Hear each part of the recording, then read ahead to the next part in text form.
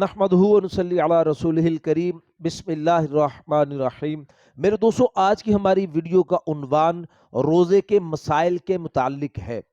کن چیزوں کے ساتھ روزہ ٹوٹ جاتا ہے اور کن چیزوں سے روزہ نہیں ٹوٹتا۔ بڑے اہم مسائل ہیں روزے کے متعلق، آپ اس ویڈیو کو اینڈ تک ضرور سنیے گا۔ میرے دوستو، اگر آپ کا کوئی بھی سوال ہو وہ آپ ہم سے پوچھنا چاہتے ہو تو میرے دوستو آپ ہمارے ساتھ جڑ جائیں، ہمارے چینل کو سبسکرائب کر دیں اور کومنٹس کے ذریعے میرے دوستو آپ ہم سے اپنا سوال پوچھ سکتے ہو۔ انشاءاللہ ہم کوشش کریں گے کہ ضرور آپ کے کومنٹس کا آپ کو ریپلائی کریں۔ تو دوستو ویڈیو آگے بڑھاتے ہیں۔ مسئلہ نمبر 1،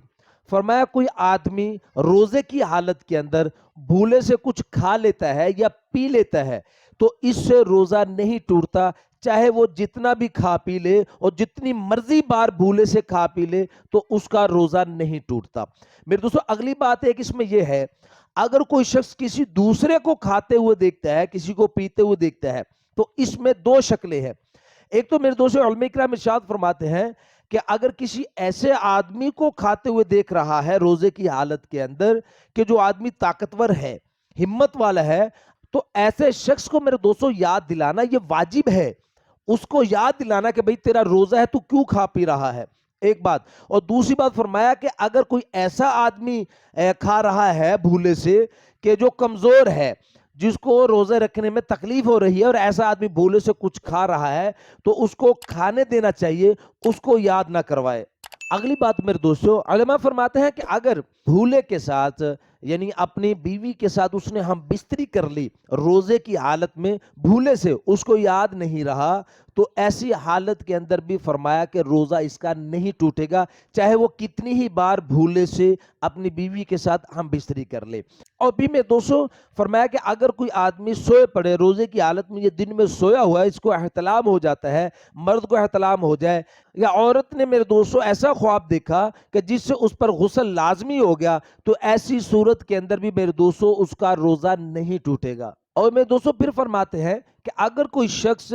روزے کی حالت کے اندر سرما لگاتا ہو یا تیل لگاتا ہو یا خوشبو لگاتا ہو تو اس سے بھی روزہ نہیں جاتا۔ فرمایا کہ بعض اوقات ایسے ہوتا ہے نا کہ سرما لگانے کی وجہ سے یعنی تھوک وغیرہ کے اندر، نیند وغیرہ کے اندر کوئی سرمے کے اثرات نظر آتے ہیں، تو اس سے بھی روزے میں کوئی فرق نہیں آتا اور نہ ہی روزہ مکروہ ہوتا ہے، بلکہ روزہ اس کا صحیح مکمل رہتا ہے۔ میرے دوستو بہت بڑے عالم دین وہ ارشاد فرماتے ہیں کہ روزے کی حالت کے اندر میاں بیوی کا آپس کے اندر پیار کرنا، چھونا، ہاتھ لگانا،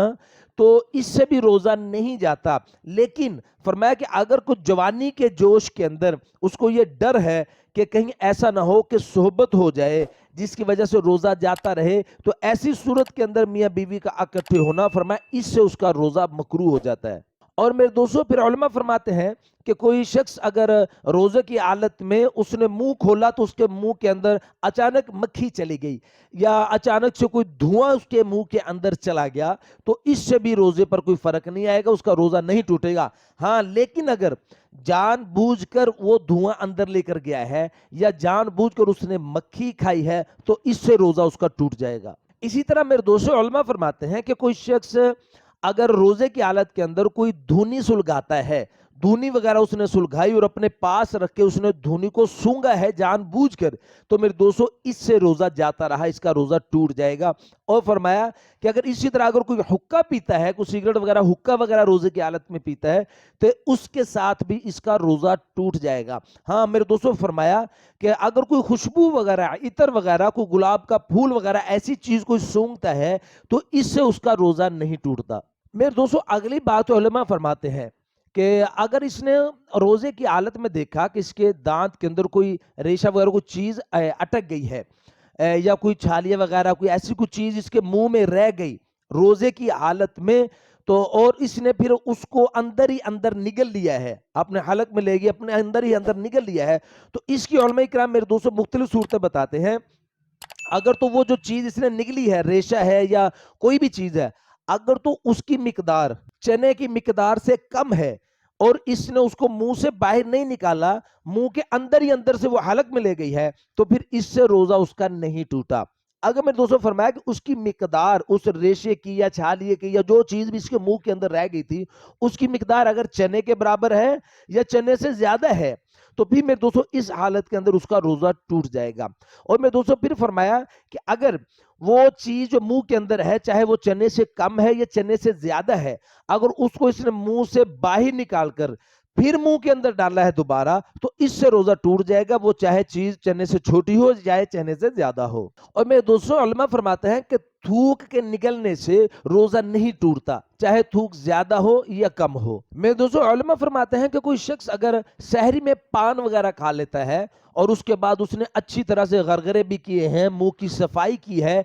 लेकिन इसके बावजूद भी यानी उसके थूक से यानी वो लाली नहीं जा रही, सुर्खी नहीं जा रही, तो फिर इससे मेरे दोस्तों फरमाया उलमा फरमाते हैं कि कोई हरज नहीं है, इसका रोजा हो जाएगा। मेरे दोस्तों उलमा इकराम यहाँ पे बड़ा एक अहम मसला इरशाद फरमाते हैं कि अगर रात को गुस्ल करने की जरूरत पेश आई, मर्द हो या औरत हो, रात को गुस्ल करने की जरूरत पेश आई, लेकिन इसने गुस्ल नहीं किया, सहरी वगैरह कर ली या सहरी नहीं भी की, रोजे की इसने नियत कर ली, दिन में फिर ये नहाता है या नहाती है, तो फरमाया इससे भी इसका रोजा हो गया। बल्कि फिर फरमाते हैं कि अगर दिन भर न ये नहाए, सारा दिन ये नहीं नहाया या नहीं नहाई, तो भी इसका रोजा हो जाएगा, लेकिन इसके ना नहाने का जो गुनाह है वो अलग से है। मेरे दोस्तों उलमा फरमाते हैं अगर कोई शख्स रात को कोई चीज मुंह में रख के सो गया, कोई पान वगैरह या और कोई चीज उसने मुंह में रखी और सो गया, और उसके बाद सुबह उसकी आंख खुली, तो अब मेरे दोस्तों उसका ये रोजा कज़ा हो गया है। अब उसको रोजा इसका यानी दोबारा रखना पड़ेगा, इसकी कज़ा करनी पड़ेगी, अब उसका रोजा नहीं है। लेकिन फरमाया इस पर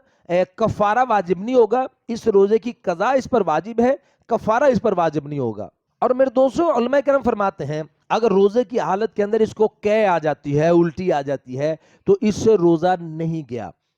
थोड़ी मिकदार में कै आए या ज्यादा मिकदार में कै आए, दोनों हालतों के अंदर अगर यानी खुद ब खुद अगर कै आती है तो उससे रोजा नहीं गया। फिर इसमें फरमाते हैं कि अगर खुद जानबूझकर कै लेकर आया है, जानबूझकर इसने उल्टी की है, हलक में उंगली डाली है या कोई और रास्ता इसने इख्तियार किया, खुद ब खुद जानबूझकर ये कै लेकर आया है, तो अगर तो मुंह भर के फिर कै आ गई तो इससे रोजा जाता रहा, इससे रोजा टूट जाएगा। लेकिन अगर जानबूझकर भी कै लाने की वजह से इसके